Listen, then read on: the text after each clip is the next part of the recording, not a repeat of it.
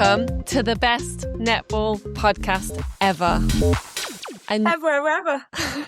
you will hear today that I actually said those words all alone because it is a sad day. I say sad day lightly because we have a very, very exciting guest co-host joining me in the studio today. Welcome, Lauren Nicholls. Hello. I'm Carla, and today I'm running the show. And I'm Lauren, and I'm the upgrade from Chris.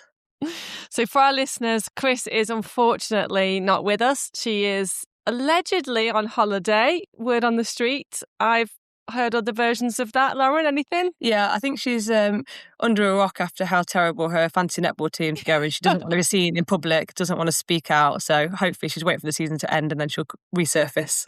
Yeah, move to a desert island. Lauren, we are focused today on Wales Netball, which I am super excited about. But before we lead into a very packed show, let's talk about the weekend. How was your weekend, firstly? Yeah, weekend was good. Was really pleased with Forest, obviously, getting the win. Important 3 points in that race to the top four, and also not allowing the bonus point was really important. So yeah, that was my highlight of the weekend, obviously.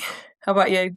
It was a great match, that one. Yeah, busy netball as always. Some good matches. I've got to talk about the Thunder game, though. It was pretty epic. Pulse, I mean, caught napping, would you say? Yeah, potentially. I think Thunder, though, have been building all season. I think this is where people have been expecting Thunder to be. And again, with the squad list on that piece of paper, that squad list is massive in terms of quality and experience. So I think people just needed to see that gelling and starting to click, and they're finding form in a scary speed. And right at an important time in the season. So I'm glad for Thunder. Obviously, like me personally, a little bit worried, but really good that they are starting to gel and really start to click right when it matters. Absolutely. And I think it is all about timing, isn't it? That's what's going to sort of pay off in the long run. Some would say maybe the other teams peaked too early. I'm glad it's going to be a 3-horse race as well. At one point, obviously, everyone was a little bit worried that Lightning might run away with it. That certainly doesn't look like it's going to be the case. Yeah, no, you want an exciting end to the season. I think even, again, they secured top four so early and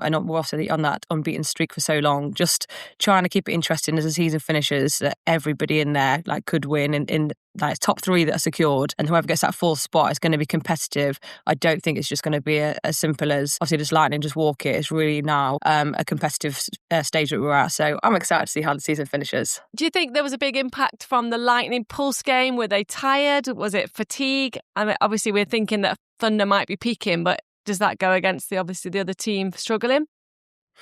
Yeah, that game was high energy, and going to extra time is an obvious physical fatigue, but the sort of mental and emotional drain that takes from you to go into extra time. And with Super Shot continuing that time, it's just a mentally draining thing to consider, attack and defence. So how much that would have taken out of players from Lightning and Pulse the week before in that electric atmosphere that was the Copper Box. It's now, again, you guys were there, but even watching it on TV, it was loud and quite a place to be. So I think they had to recover quite quickly to try and come back into this weekend. So yeah, I think that could have played a bit of a part into them starting a bit slowly, and hopefully then they start to recover and play out these next couple of games with a better speed. Yeah, I mean for Lightning, I guess they played on the Saturday and then back again on the Friday. That lead time is quite short, isn't it? What do you think of their game against Panthers? 76-60 to Lightning. Yeah, so again, that sort of turnaround time from game to game is short, and it depends on the sort of flexibility from clubs. So again, like when I was involved at Lightning last year, we were quite good at being able to change when our training times were and change which day our sort of heavier, intense sessions were. So some of that could be facility. So again, at the university, it was quite straightforward, but trying to make sure that training week is as similar as possible. So you've still got a heavier on-court session, you've still got your weight sessions and recovery, but it is quite a quick turnaround. And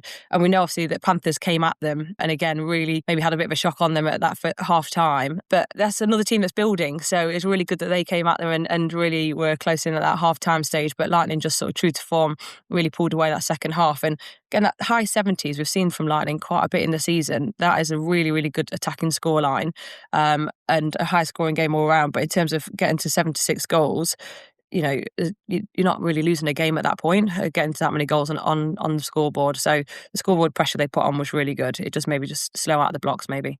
It always felt like they had it for me, I think. Let's talk Dragons and Rhinos. Obviously, Dragons is the big topic of conversation for the rest of this episode. I'm such a fan. I'm trying to stay and pretend to be neutral.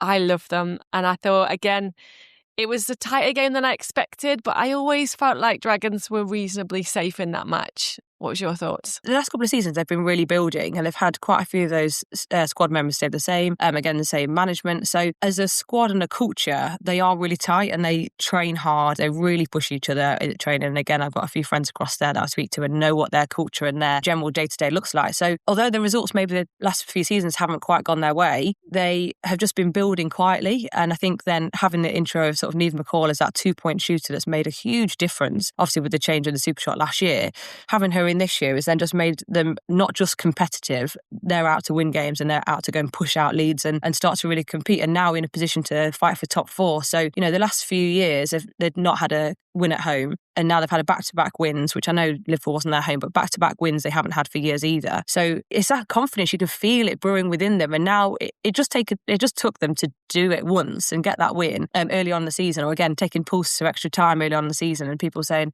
you know what, don't forget about us, we are a force to be reckoned with. And maybe that sort of push their belief and push the sort of outsiders' belief. And yeah, you're right, like I'm a big fan of that sort of work rate, quietly going about their business in 1 point time, and just Georgia Rose shooting at 100% in those 1 point times. Like, you just can't stop her.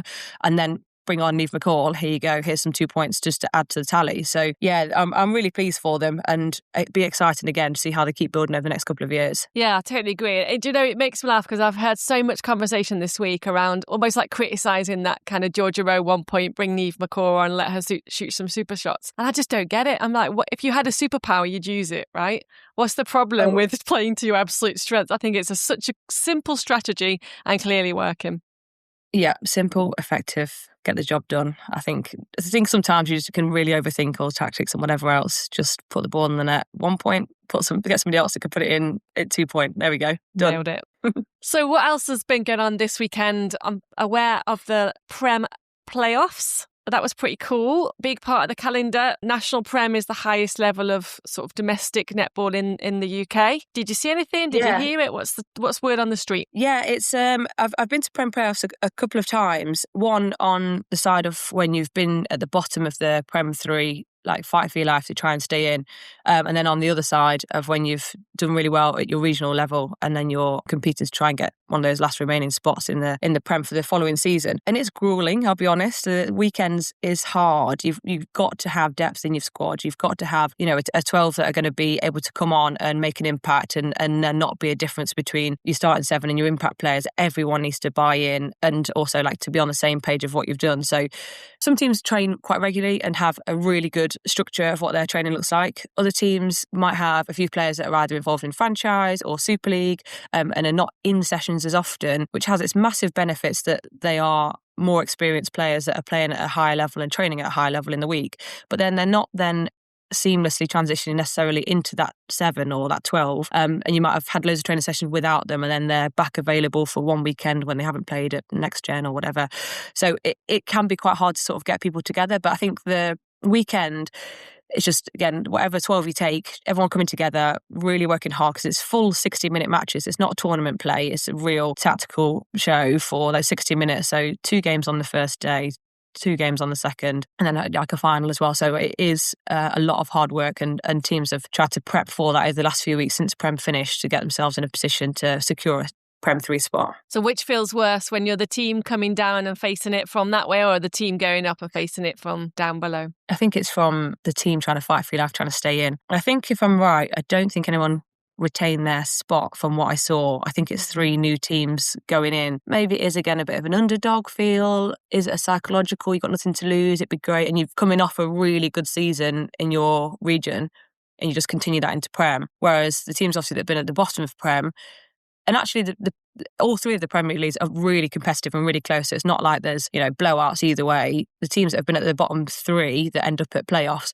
have been really close games that they've gone. So yeah, they're sort of used to tight, hard games, but then that pressure of trying to hold on to their spot for their club. And club netball is so important, and it means so much to everyone that's involved. So I think it's that sort of like pride of doing it for the club and keeping that pinnacle team, and then your regional players, maybe younger, developing, or like players more experienced, wanting to a little bit go in. You know, you've got that transition to go. You can be pushed up into the Prem this week, and you get to play some Prem minutes, and then another week you're going to play regional, and it's a shame then not to have that step up. Yeah, absolutely. And my job as part of the East Mids regional competitions team, we had 3 teams in from East Mids, 1 coming down and 2 obviously trying to get up. Sadly, none of them did, but having watched that structure and sort of seeing it play out in terms, like you said, that club culture, it's really interesting. And I think it's really great for people to really understand those pathways and how important that kind of domestic pathway still is. Oh, completely. And I think if you went across, or if you managed to see any of it on England Netball TV, or watch any of it back, the quality of netball that's being played is still really entertaining. And again, you've still got the purest 1-point netball. Netball is what is exactly the same that's played obviously internationally. So it's something still to get really invested in. It's what we play in schools, what we play in club, and it's a really high level, how much we can keep pushing. But the quality and the players coming through is so important for them to get that game time. And again, I'm the same as you as an East Midlands girl. I was really rooting for our lot to get through. And again, imagine if we had all 3 in there, we'd be spoilt for choice of trying to push this region and keep trying to push the standard of netballers across there. But we'll just it'll just make our regional league even more competitive for the next couple of years, and then hopefully get back in next year. Absolutely. So that leads us nicely on to the bulk of our episode today, which is talking all things Wales netball. We've got some great interviews coming up. Keen to hear from them. I'm assuming in your competitive playing years you came across the Dragons a few times. What do you think we're going to hear about today? I think you'll hear about, again, that sort of crossover of how you've got lots of Welsh athletes that are obviously playing Dragons, and again of how they have their international window and how much those players can really build across that and build in those combinations, in those structures that are fairly similar to maybe what they play in the Super League. Again, obviously you have the difference between your 1-point and adding in the 2-point when you come to Super League, but just those general culture points that will probably be quite similar between Wales and Dragons. But and how much they support each other. But I've had plenty of games against Dragons, really competitive, always gritty. And I think, watching Wales as, as an England fan, watching an England-Wales game, it's a never say die attitude that they have. And again, really patriotic, really pushing for every time they, are in that feathers dress, they are giving 100%. So they're a team on the rise and internationally, and the same domestically. So it's an exciting time for Welsh netballers for sure. Where are they in the world rankings, Lauren? Fill us in. So they're 7th at the minute. And again, after Celtic Cup, they were really sort of pushing again. And it'll be really interesting to see how they match up when they go to Glasgow in the Commonwealth Games in summer. Again, against home nations. And again, with hopefully some home nation support as well. Hopefully some travelling Welsh fans. And again, I've been in crowds where I've heard them chanting. And again, they've got their bucket hats, the same as they do with the football. And you really get the crowd behind you. So I'd be really excited to see how they get on when it gets to Commonwealth this summer. Absolutely. Let's hear from everyone for the rest of the episode. So we are in for a treat today. We're joined by actual netball royalty, and we don't say that lightly. For the second visit to the best netball podcast ever, so definitely go and find the first visit, we have Emily Handyside, head coach of the Welsh national netball team, which is obviously incredibly impressive. But what makes this even more special for us is that she's not just a league coach, she's our Emily. We shared a court with her, we've been club mates, teammates, and honestly, we miss the days of having her out there doing all the hard work while we just run around pretending. And even now, our worlds still collide. Our kids at the same primary school, which just shows what a small and brilliant world netball really is. So today's a special one. We're going behind the scenes of international netball, how Wales are building, how selection works, and what's coming up. Hi, Emily. Welcome. So glad to have you on. How does it feel being called netball royalty? I'm blushing. Sounds strange and not appropriate at all for me. Bless you. What's going on? Where you are right now? Tell us the different hats that you wear, because I know you're a very, very busy person. The athletes are obviously with their clubs at the moment. So my role is the 2 extremes, really. The good extreme is that I'm watching them perform for their clubs, and that is very exciting. I'm getting to see athletes play in multiple positions. I'm getting to see some of them winning games, which has been a long time for some of them. I'm really delighted for Dragons and the athletes there at the moment. That's the exciting bit. The less exciting bit is all the preparation going into the Commonwealth Games. So meetings about media and Marcom's plans, booking training courts up in Glasgow, booking ice baths up in Glasgow, the less glamorous side that people don't see to netball coaching. So what does a typical week look like in that planning stage, and how much netball are you actually getting to consume, watch, take part in, training? So watching a lot of netball at the moment. We've got athletes across multiple next gen teams and Super League, so probably watching 5 or 6 games a week at the moment, and always getting out to see one game in person as well. Well, this week we actually had a session which was great. We've had a couple of sessions during the Super League season, but not everybody's required to attend. So that scratches my itch a little bit because I miss the coaching. But then apart from that, a typical week is probably sat behind a laptop organising. So what is really exciting is we've got some training games lined up in our training camps. We've got 5 weekends before we head up to Glasgow. So we're in the phase of building what those look like, and deciding who we play is exciting. Deciding the team building activities, which is a secret for the athletes, is also exciting. Typical week is very mixed at the moment. So this episode for us is all about Wales Netball, like what the landscape looks like over there. So my first question is just around, how does selection for the national team actually work? So how far out do you have the selection process? When do the players know? What would our listeners like to hear about how that works? So we have an official deadline for the competition, which is in July, but we will do it the final selection will be 2 to 3 weeks before that, because that gives us time to work with the squad. It gives us time to do our own media announcements, gives us time to go and get our kit and fit it out for the competition and stuff like that. For the athletes, what that looks like is, I suppose you could say they're always in a selection process because we're always watching them perform. So right now, whenever we watch them, we're making notes of how they're performing. We are collecting information around their physical performance. So I've contacted the clubs and said, have you done any testing lately? Can we have that information? I'm having sessions to see how we work together, because obviously that's an important consideration as well, how different players connect. So all of that is feeding into our insight at the moment, and we're collecting that so that when the athletes come together for our selection event in May, we're arriving with a huge amount of information already. What we don't want to do is select a team just based on one snapshot, one day. That day is important because it gives us a chance to look at combinations, but we don't want to make it purely on that day, because if somebody's having a bad day, or they're ill, they wake up ill, or they happen to have a short-term niggle, we can't base it just on that one piece of information. So it's going on constantly, but that one day is quite an important day because that's when we start to look at combinations, but also positional balance within a squad. Makes good sense. And when you're talking about we make those selections, who is we exactly? Yeah, so we have a selection policy, and in there it says there's a panel that makes that decision. So although everybody thinks it's just down to the head coach and I'm the good cop, bad cop, that's not the case. The coaching team are currently collecting all of that information, and we share it on a regular basis in meetings with Pamela Cookie, our performance director, and we will in time be sharing that with our selectors who will attend the selection event. So our selection panel is made up of 4 people, me and another coach from the coaching team, and then 2 independent people that don't know the athletes but know netball, who will then also be part of that selection on that day in June. What are you looking for beyond just talent and ability? A huge amount goes into the decision. Clearly, how they're performing is key. How they are connecting with other players is key. How well they know our tactics is also key. However, that's a small piece. There is lots going into it around players' experience. So we'll be considering, have they gone to a major competition before? Because playing 6 games in 8 days or 7 games in 9 days in the World Cup is a unique experience, and whether an athlete has experienced that before or not is important. So having the World Youth Cup in September just gone is really useful for us, because we can say, yes, tick, a lot of players have experienced that. We're also looking at the balance of youth and experience within the squad. Experience speaks for itself, but youth bring like a fearlessness that can really add to your squad as well. So yeah, we're looking at all kinds of things, Carla. So when you've got to make some really tough calls and looking at who gets selected and who doesn't, how tough are the conversations afterwards? That's the worst bit of the job.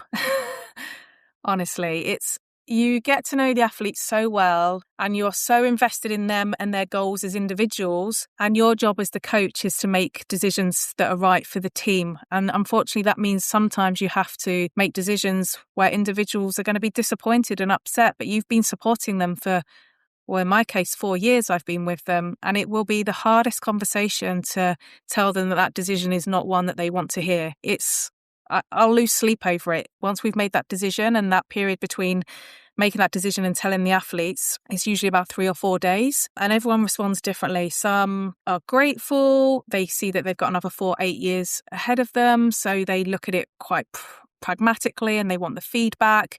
Other people, maybe older at the end of their careers, the realization that these opportunities are getting harder and harder throws up questions for them about where they're at in their life and where they want to base themselves and what they want to invest in. And then you get those that are, are really affected by the decision and they just can't talk to you for a while. They want space for a week or two. And I personally find that really hard. I'd rather have the conversation, but, we have to respect everyone deals with it in different ways as well. Sounds really brutal. Next question's around, obviously you've got in your mind who might make that lineup, who you've previously selected. Do you already know a core group really early, or are genuinely places literally up for grabs until a week, 2 weeks before? How soon do you get in your mind that lockdown? We definitely don't have a definitive list right now. What we have got is a group of athletes who have got significant experience, 75 caps, Bethan Dyke, captain of the Welsh Feathers up and, even in our recent test series. We would be silly to think that we are looking at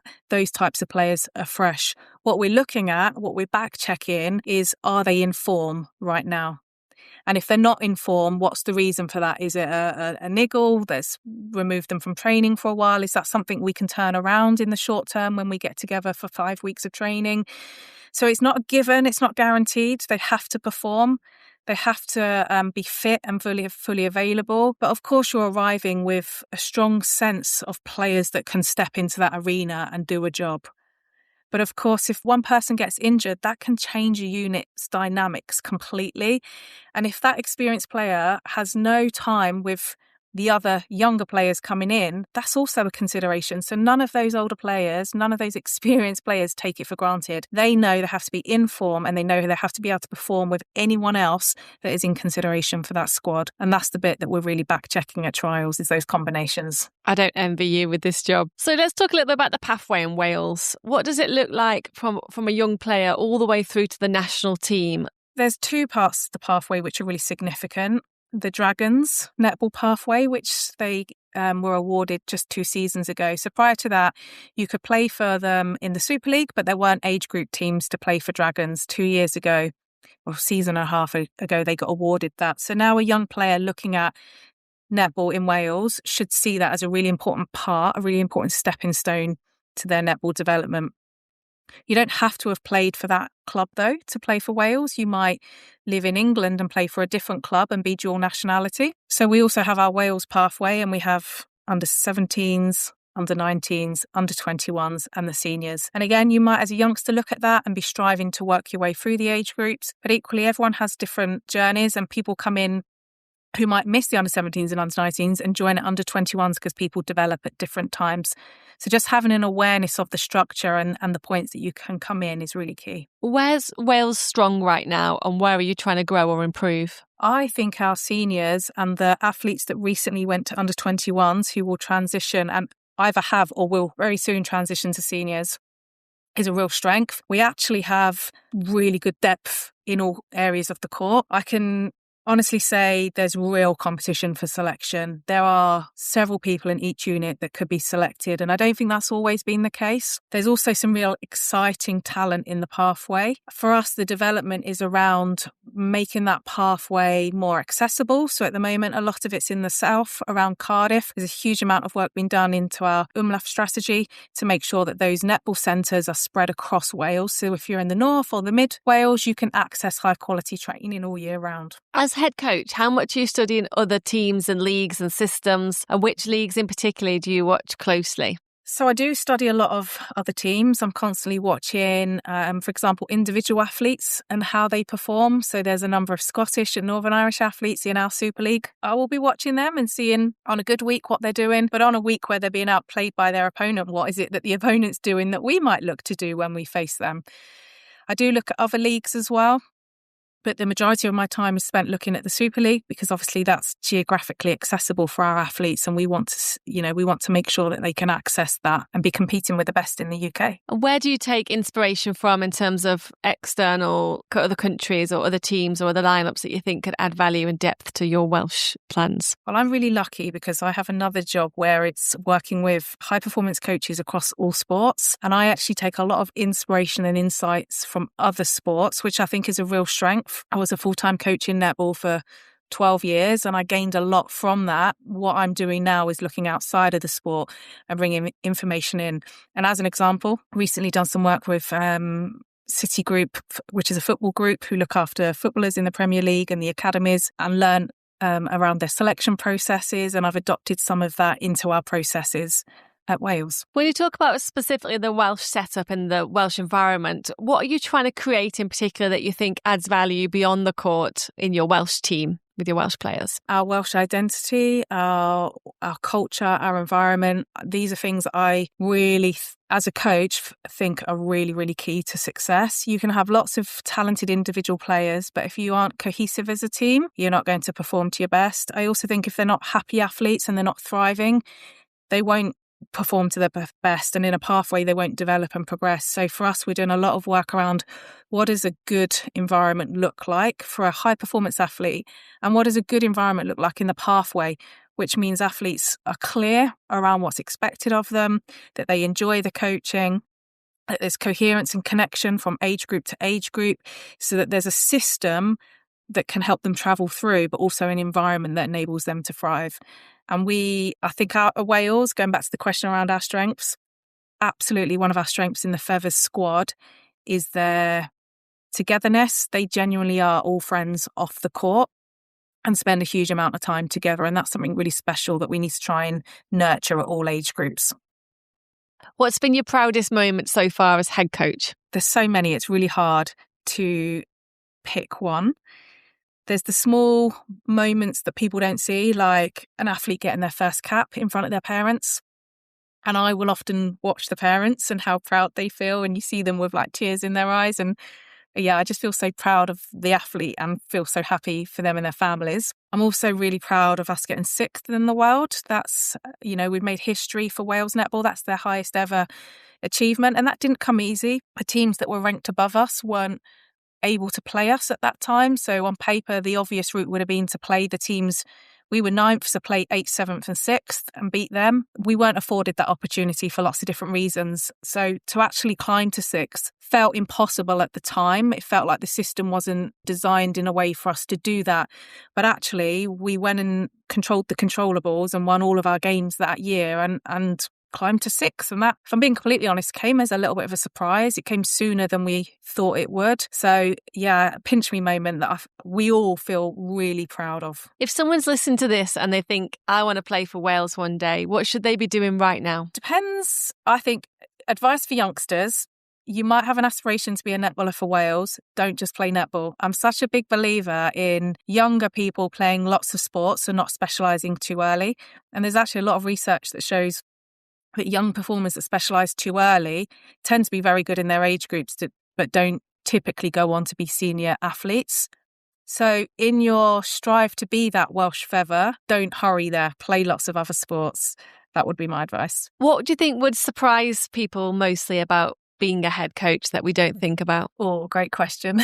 There's no other role quite like it. There's so much to manage, juggle, prioritise.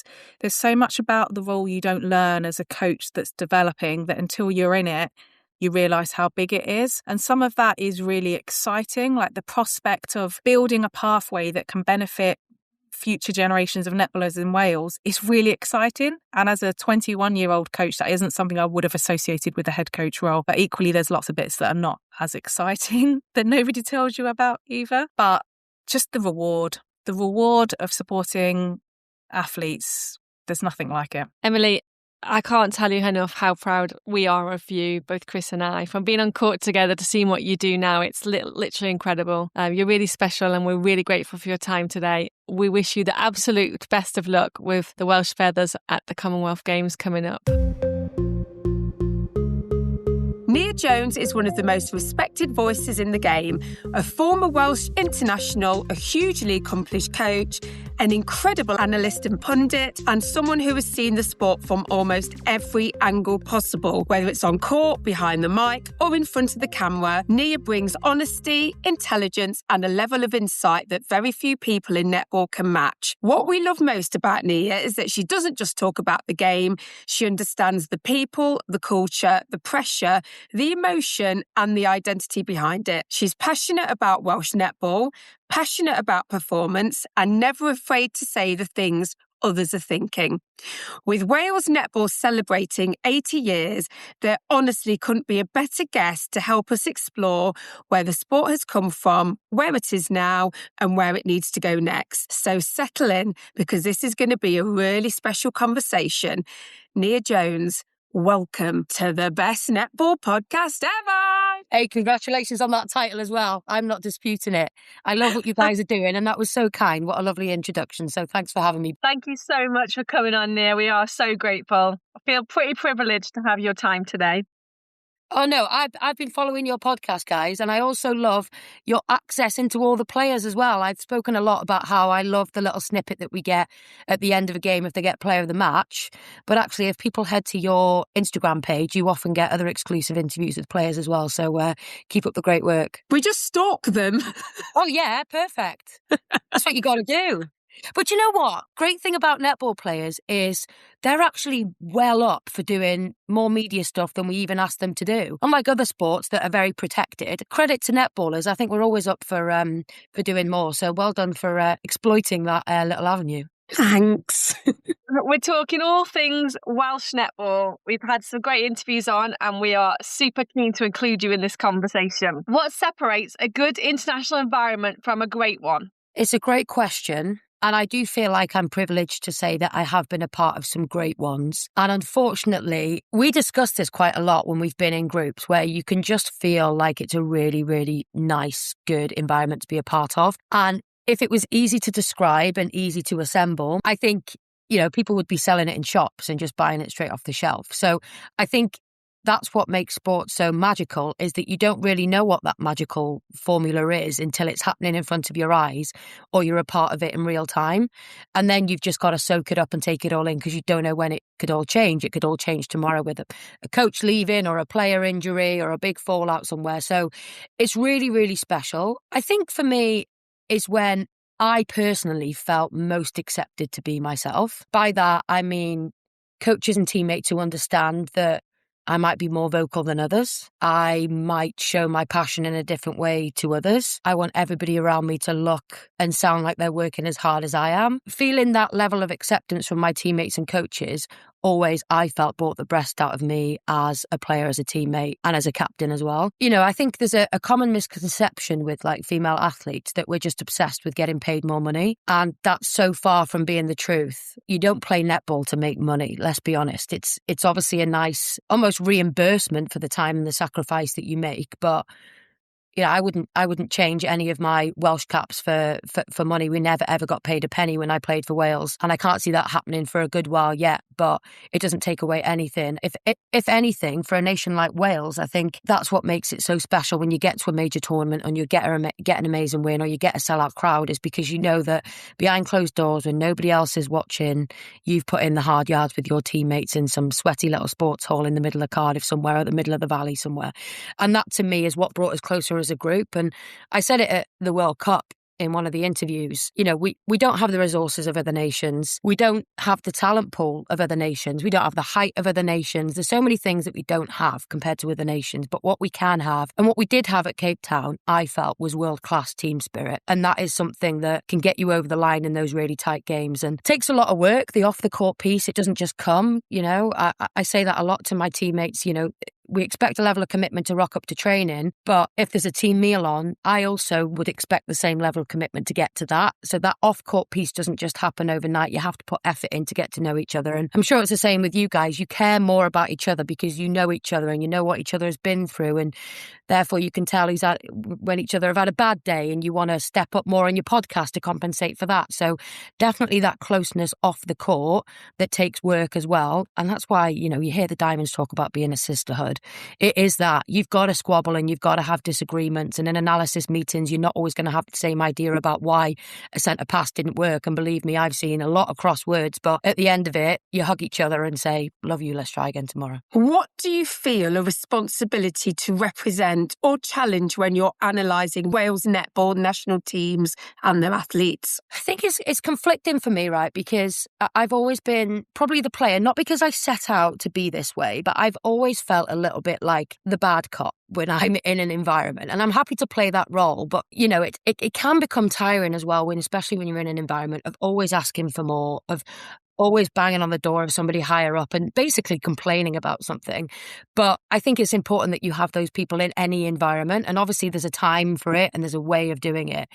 But especially now when I watch Wales, there's so much more that I want for the group, but I'm also acutely aware of what we don't have, basically. So it's difficult for me at the minute to really assess, because I'm also very close friends with lots of the girls in there.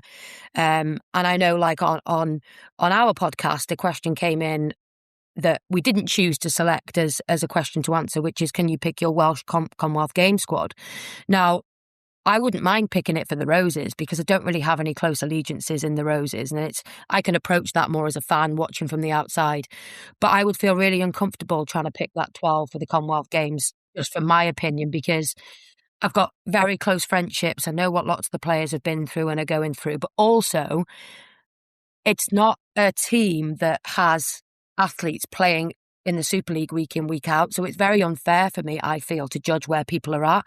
There's girls playing in Next Gen, there's girls not playing in Next Gen or the NSL. So I've got no clue what their stats are, what their injury status is. So it's difficult for me to assess that. And for me, the development of Wales on the court is synonymous with what they're doing off the court. And in fairness, the new CEO, Sarah Boswell, I've had a good few coffees with her, and I basically just it's word vomit. She asks me about my experiences and I relay them. So I do feel like there's a real attitude for change at Wales Netball at the minute. They're really making a real effort to hear some stories from the past and way before my time as well, and really try and implement change on the back of that. So as much as I want to be, a good analyst, and good analysts and pundits are always honest, no one wants to tune into Sky Netball and hear people sitting on the fence and saying how wonderful everybody is and netball's the real winner. That's not what makes good entertainment, which is essentially the business that we're in, let's be honest. It's also difficult as a player who's not really far out of it when you do have friendships as well. So for our listeners that don't know your backstory with Wales, can you just give us a bit of an insight into your role with them, what you do now, if anything, what you've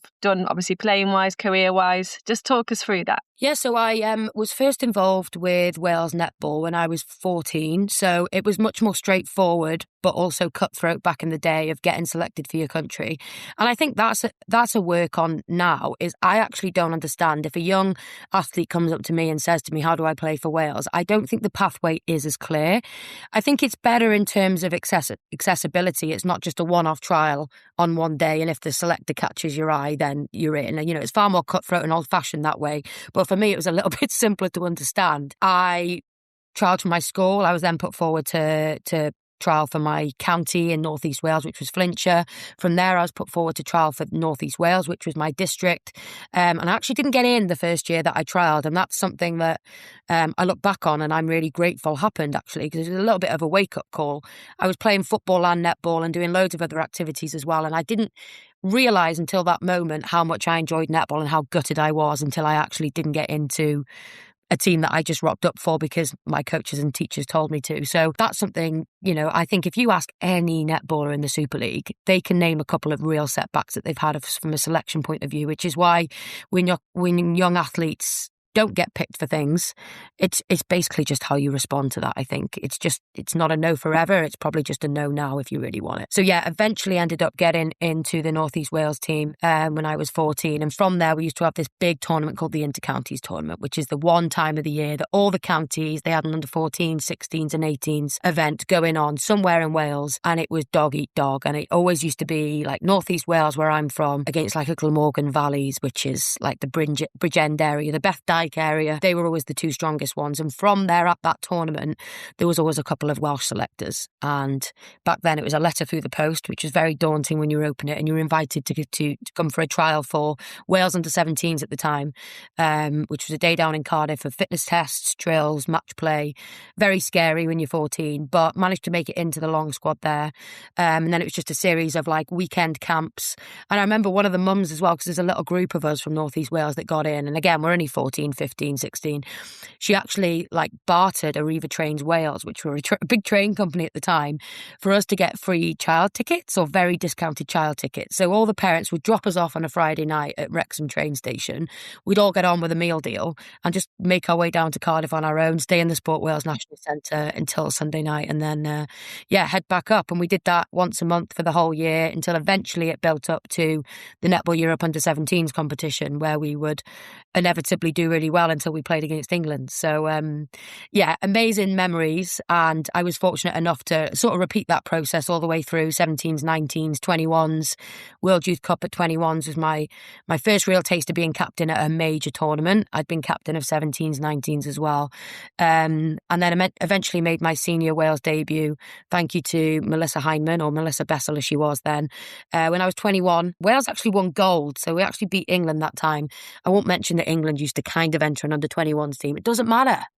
That's what they chose to do. We picked you on the day. So yeah, I really should maybe rave about the fact that we're European champions a little bit more, but and then just rolled on. I think I can't remember exactly how many caps I got to, 70 something, but was fortunate enough to go to 3 Commonwealth Games, Glasgow, Gold Coast and Birmingham, and finally made it to a World Cup in Cape Town as well in 2023. So some of the best days and times of my life, and I'm super grateful for all of them. That's incredible. Do you keep in contact with any of like your old schoolmates, 14, 15-year-olds now? It's obviously social media, isn't it? The way that you tend to stay in contact. But listen, I always say to people as well, if it wasn't for netball, I would have no mates. Like all of my friends, so many of my best mates are people that I've met through netball. So yeah, still get the odd message off people that I used to play with, you keep in touch and keeping half an eye on things. But I was part of a very, very talented group, actually. A lot of us came through and ended up playing together at multiple tournaments and then at senior level together as well.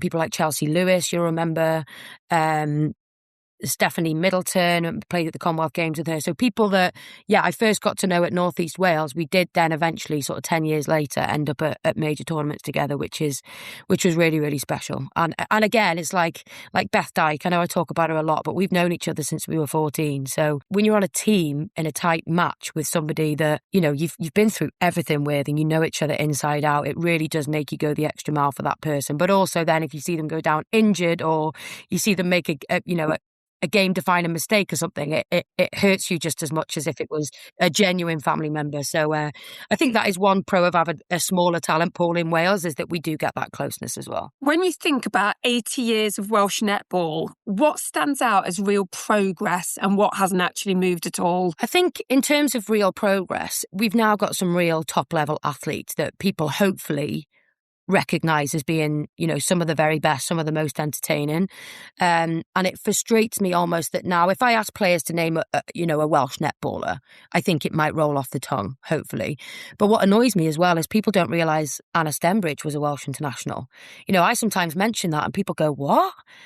And she was an amazing player for Wales and also for Dragons. And I go on about Susie Drain a lot. Susie Drain was unbelievable, like the skill level, the speed, the intelligence, but how she was as a teammate as well. Even in her very last years, I'd walk into training, say training started at 6:30 a.m. in the morning. She was only a training partner at this point at Dragons. And I'd walk in and she'd been there since 6 a.m. doing skill, single hand control, stepping around a bin.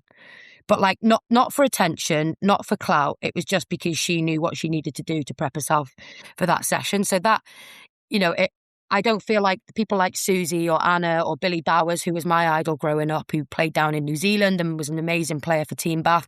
Those types of players didn't get their flowers. Whereas it's great now that, we're seeing Philippa Yarrington celebrated 50 caps. She got a real fuss made of her when she recently announced that it was going to be her final home game in Cardiff.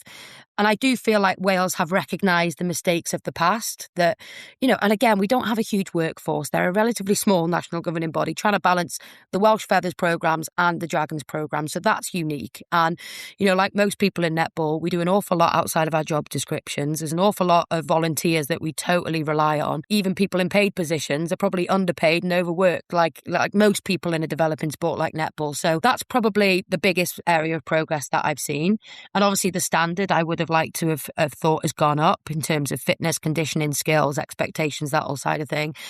I think the thing for me that still needs to very much improve is making it a whole Wales game. So, I know that we have a lot of frustrated North-based fans who are absolutely obsessed with netball. North-West has come on an awful long way, but North-East especially has always provided really good players because we dip over to the bridge an awful lot. So we really make the most of that, though, how close we are to the English border. And I myself used to go over to Tameside every Sunday. The parents used to take it in turns, take us over to Manchester, be playing outside in the Manchester rain against teams like Capricorn and Dominoes. And I learned so much from playing against those English clubs. And I also started off in the Manchester Thunder pathway for a couple of years. That was some of the hardest training I'd ever experienced. I hadn't realised that you could train at that intensity until I nipped over the border. So I think Wales has still got a bit of work to do to bring all sides of it together.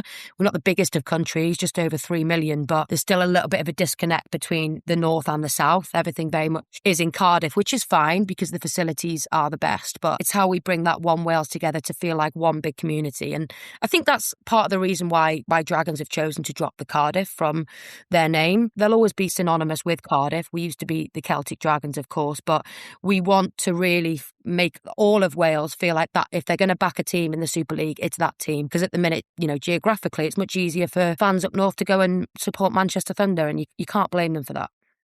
I mean, you say that, but we are massive Dragons fans.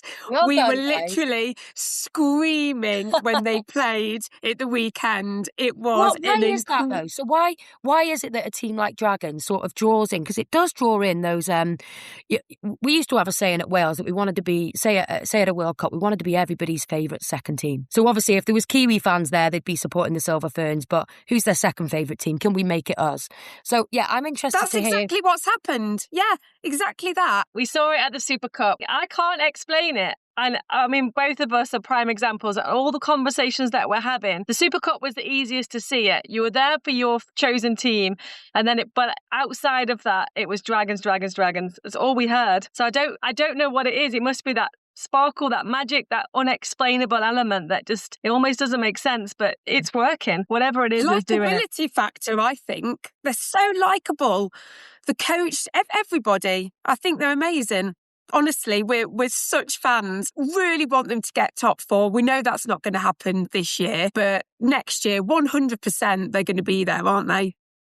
I mean, they could have absolutely made it this year. There's still a very slim mathematical chance that it would take a real miracle from Mavs or Forest to be dropping all their games. But, they'll look at this season, and I hope they do. I hope they see it as a real opportunity missed because, we buy into that underdog factor. And I think that's why people like to see an underdog do well, don't we? But also it's not letting that seep into your mindset that you're just happy to take part and you're just happy to not finish bottom. You don't mind that you're near the bottom, but you don't want to finish bottom. They need to change that mindset now, I think. And this season, they could have beaten Pulse at home. They lost by 1. They could have beaten Mavericks away. They should have beaten Panthers at home and were just undone on the day. So a real opportunity missed this season. But you're right. I hope for Dragons' sake that they keep the core group of players together. They keep the coaching staff together because I think Dragons as a franchise compared to other more successful franchises in recent years, the turnover of players and staff is too high. And you can't ever really build that consistency if you're doing that. So roll on next year for the Dragons. This is quite specific about your roles in netball. So you've seen the game from a player, a media and analysis perspective. Which role has changed your understanding of the sport the most?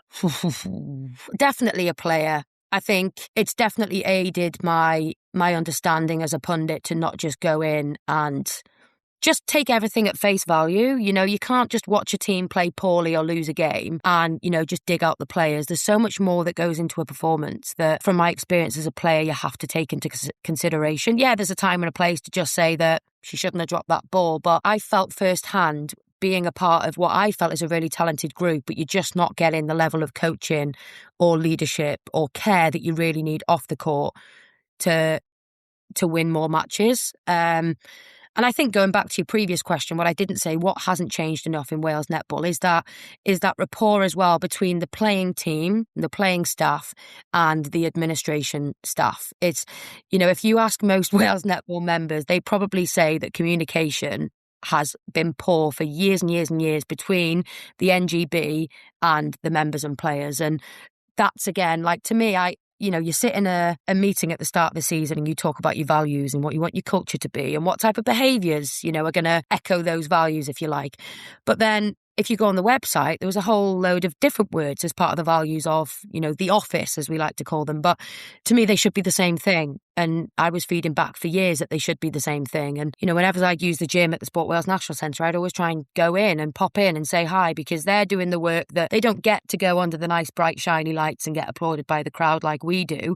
But at the same time, I think sometimes players felt frustrated that they didn't really, when we're slaving away on a Sunday night or on a bank holiday and nobody cares and there's no media there and no one's putting on Instagram and no one even knows that we've trained all day or beaten the England men, like, that was a frustration for the players as well. So it's that appreciation of what each other does between the members, volunteers and the paid staff in the office still needs to improve. But definitely the insight, and particularly as a captain, I think you're never the perfect captain, and some days you're a better captain than you are other times, but you get such an insight into what it's like to manage a group, and you really do have to think about others before you think about yourself. And the best captains that I've been lucky enough to work with are really good at separating themselves actually from their captaincy role. I can't, if I get into my own head about my own performance on game day, I'm not being a good captain for everybody else. But it also means that your standards cannot drop at any time. Your punctuality, the timing that you do your clips, your nutrition, your sleep, your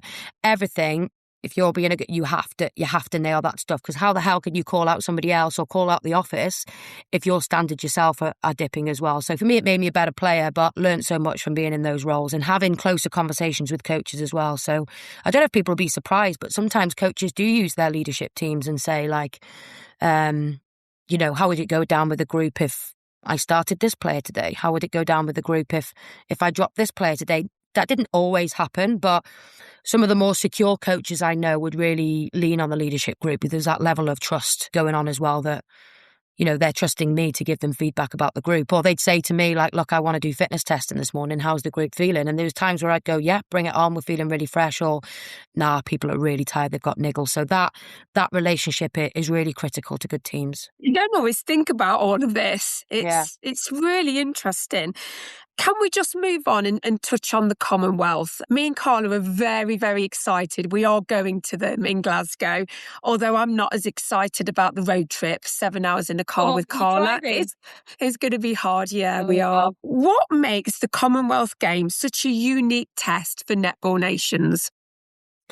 Well, I think for us, it's our Olympic Games at the minute, isn't it? And now that I've experienced a World Cup that was so special because netball is the forefront of it, the Commonwealth Games is unique because that experience of being in an athlete's village is so special. There's a time and a place to feel starstruck and to soak it in. And then there's also a flick that needs to switch when you go into game mode. And I have every right to be in this athlete's village as Usain Bolt, because you are sharing the same food court. But my first one in Glasgow 2014, in truth, I didn't know what to expect, but it was just the most magical 2 weeks, because it's that element of feeling a part of Team Wales and wearing the same kit as, athletes from athletics that you've looked up to, or cyclists that you've looked up to, or seeing weightlifters come back into the village and, be cheered with a guard of honour because they've got a gold medal. And that whole feeling of being Welsh together, no matter what your sport is super, super special. But then there is that element of, oh my God, Tom Daly is in front of me for a smoothie in the queue. And you're all there for the Commonwealth Games. It doesn't matter if you're a netballer or a synchronised diver. It's that little bit of,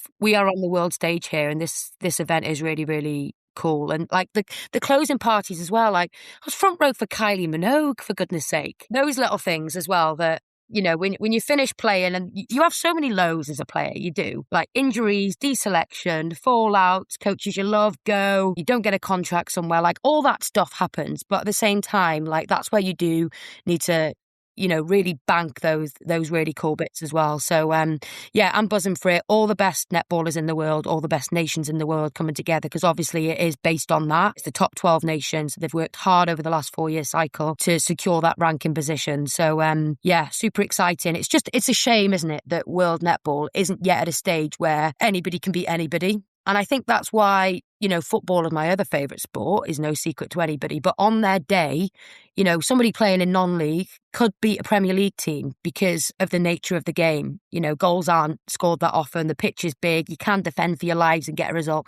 Netball's not at that stage yet. Wales are not going to beat the Diamonds if they play them this summer. You just know that already. So it netball's still got a long way to go, and World Netball has still got a lot of work to do to make it a more competitive event. I mean, never say never. All the Diamond players could be hungover. Yeah, they've been on the goo or something the night before the Wales game. Let's hope, yeah. So, Nia, what would success realistically look like for Wales at the Games? I'd need to look at the pools again. I think the best they've ever done is 6th, but I'm not even sure it was the same amount of teams when they managed to secure that. I know for us at Birmingham, finishing in the top 8 was a huge achievement for us.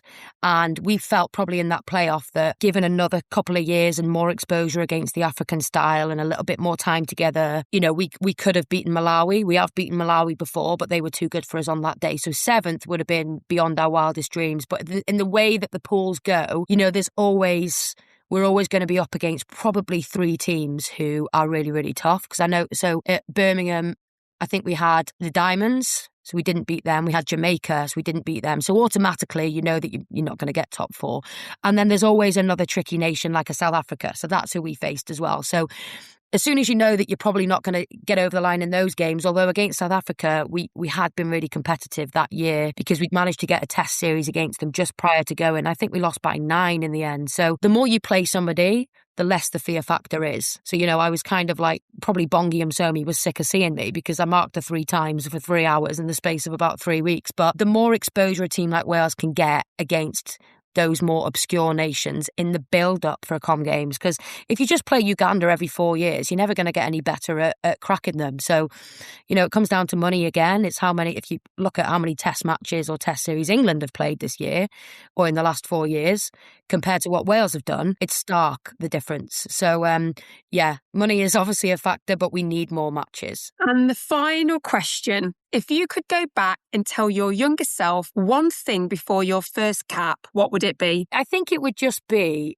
that you're good enough to go a long way in this sport. If I think about my first cap, I barely got near the ball. I had a bit of a sore knee. So those types of doubts do creep in, and it's inevitable that you kind of think like, I don't want to be a one cap pony. So actually not reading into that performance per se, but also just the comfort of knowing like you could go really far in this sport and it is just down to your hard work. And I don't think I realised how hard I could go or how deep I could dig until the later part of my career. I realised that was a real USP for me, and in the right environments that would be really, really appreciated.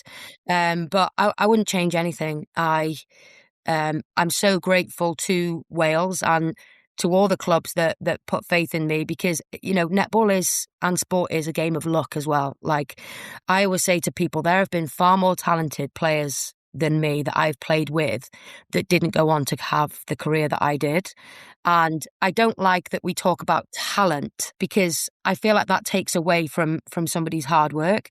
I don't think I'm particularly talented. I'm not the tallest. I was never the quickest, but I think hard work and commitment is a talent, and it's something that I don't think you can coach. If somebody doesn't want to work hard and they don't want to commit to something, it's really hard to instill that in them. So I wish that those two things were seen as almost as brilliant as, just raw talent, because I think that was my biggest USP was those two things. We have to end with a very quick fire game. Don't think about the answers off the top of your head. Toughest opponent you've faced? Maria Falau. Best atmosphere you've played in? Opening match of the South Africa World Cup against South Africa. One word to describe Welsh netball? Passionate. Goldie or Wingdie, and why? Wingdie, because I think it suited my strengths more, but I absolutely loved my time at Goldie. Chris or Carla?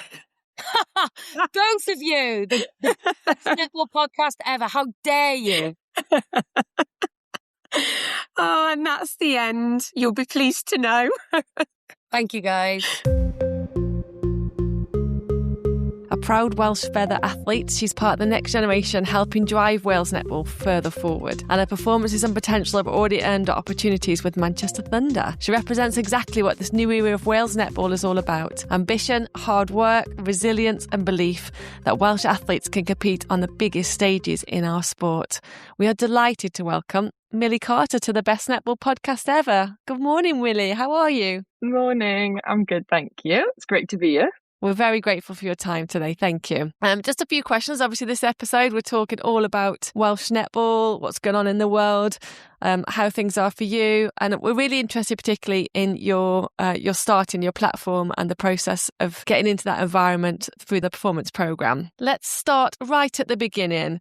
How did you get into netball? What's your backstory? And how did that link with kind of school and then the pathways? Tell us your story. Yeah, so I started playing netball in school, just like every other girl boy sort of thing in PE and stuff, and then kind of got into the development team. So my coaches signed me up for the trials. Like they did everything for me. It was great. And then, so I think I was 15 when I got into like the development programs and then went through the age groups. So under 17s, Netball Europe, and then under 21s.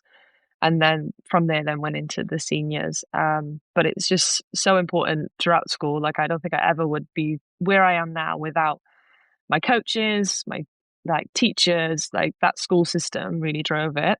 And at the minute there is a school sports survey that's going around. So if you could fill that in, that would be amazing. That would just really help drive the funding for sports and really trying to push netball for boys and girls just throughout the whole of Wales would be amazing. That's so good, isn't it? I think we all recognise the importance of that link between the schools and then the programmes, getting right up to the level obviously that you're now playing at.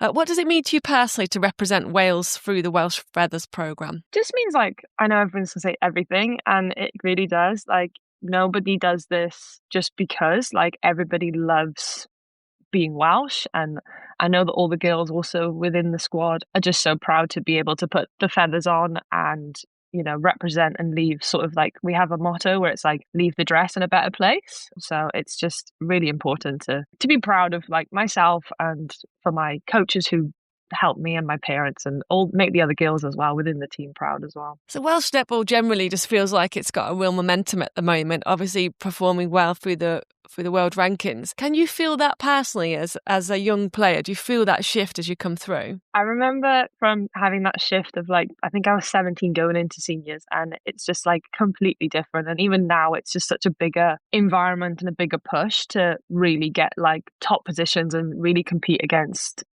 the top teams in the world. So it's definitely a big push to develop and grow and just really compete and make Wales a competitive country to play against. So how important has the Welsh Feathers environment been in helping bridge the gap between junior and elite netball in your opinion? Wales really put you through your paces, so it's really good to have that sort of older players as well, so people who've been in that environment and kind of understand what you have to do and what your roles are. And I think just having the comfortable place of being like, this is what we expect of you guys. And then when you're thrown into like professional netball or wherever you're going, it's not such a big jump.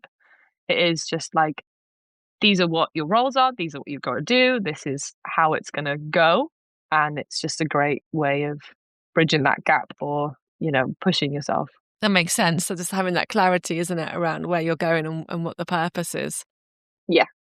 And what have you learnt most from being around other Welsh athletes and coaches in your pathway so far? Just how to like present yourself. I think within this environment, like image is such an important thing as well. So especially for like younger generations, and it's just that you hold yourself with pride and, you know, everything like that. And you just, once you put this top on, this is like you and you have to represent it. And like we say, leave it in a better place. But that doesn't mean just on court. That means like off court with it when you're going into schools or just talking to fans. Interacting is just so important. Oh, absolutely. And literally evident by coming on and chatting to us today. And our listeners, I think, are so interested in this kind of story and you're a real inspiration. So yeah, thank you. And Wales Netball celebrated 80 years this year. What does it mean to be part of the next generation of that story? It's just really cool. Like, I don't think as a youngster I would have thought that this would sort of be my career and sort of thing. So it's just to be even like a fraction of that. It's just amazing. And to get your cap or my cap, like, it's just so amazing to have the opportunity, because not many people do. And we had like a meeting once, and it was like going through like actually how many people in the grand scheme of things have represented their country. And I think it's like 0.1%. So it's just like insane to sort of like be that fraction of it, just to get a glimpse of it. It's amazing. So tell us a little bit before we go about at the moment where you are, obviously playing with the Manchester Thunder NSL squad. Talk to us a little bit about that. What's happening in that world? So it's currently the next gen. Did make my debut for NSL this season, but congratulations. Thank you.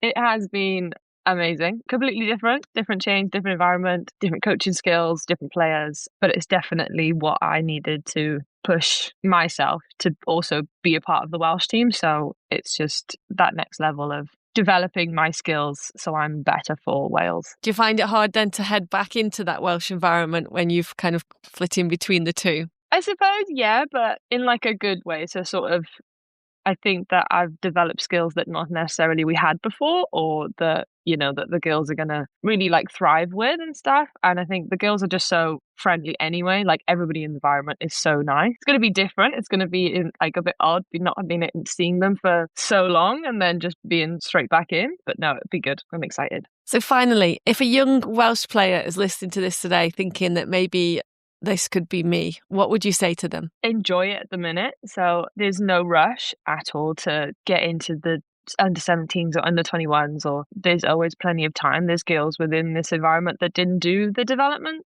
process, but just at the minute have fun, hone in on the skills that are like the basics. So do all the passing, get to a wall, you know, the boring stuff that everybody talks about, but it is definitely achievable. And just push yourself, and if you try, then nobody can take that away from you. I love that. That's such great advice. Millie, it's an absolute pleasure to talk to you. We are really grateful for your time and really excited to see what happens this year with the rest of the plans for Wales. So keep doing what you're doing. It's fantastic. And thank you once again. No problem. Thank you very much.